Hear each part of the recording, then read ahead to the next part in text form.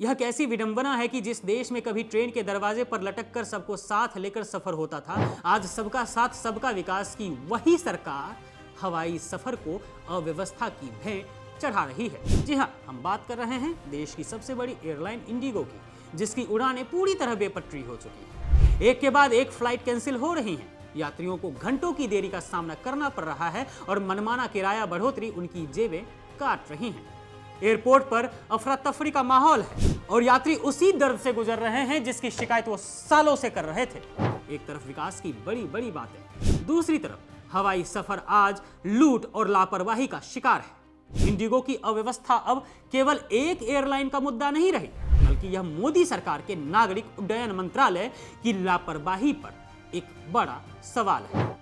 हजारों यात्री एयरपोर्ट पर परेशान हो रहे हैं, उनकी यात्रा योजनाएं चौपट हो रही हैं, लेकिन मंत्रालय मूक दर्शक बना बैठा है। यह मामला अब संसद तक पहुंच गया है। परिवहन, पर्यटन और नागरिक उड्डयन से जुड़ी संसदीय स्थायी समिति ने इंडिगो समेत सभी एयरलाइंस डीजीसीए यानी कि directorate general of civil aviation और मंत्रालय के अधिकारियों को तलब किया है। एयरलाइंस को भी बता दिया गया है कि आपको कितना किराया लेना है ऐसे समय में, लेकिन सवाल यह नहीं है असली कि अब क्या होगा। सवाल यह है कि सरकार क्या करती तो यह नौबत आती ही नहीं।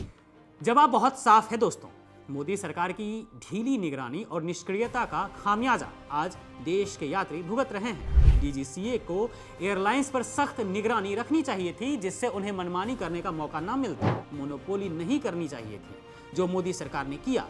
इंडिगो के पास आज देश के 60% हवाई सफर पर अधिकार है। क्यों? ये कैसे हुआ और क्यों हुआ?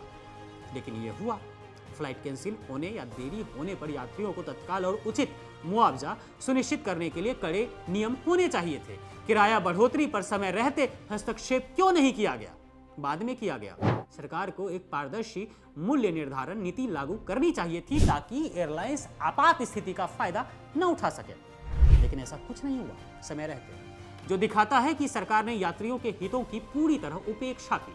प्रधानमंत्री मोदी जी, आपकी सरकार हर मंच से सबका साथ सबका विकास की बात करती है, लेकिन क्या अब सबका साथ का मतलब सबका समान कष्ट हो गया है?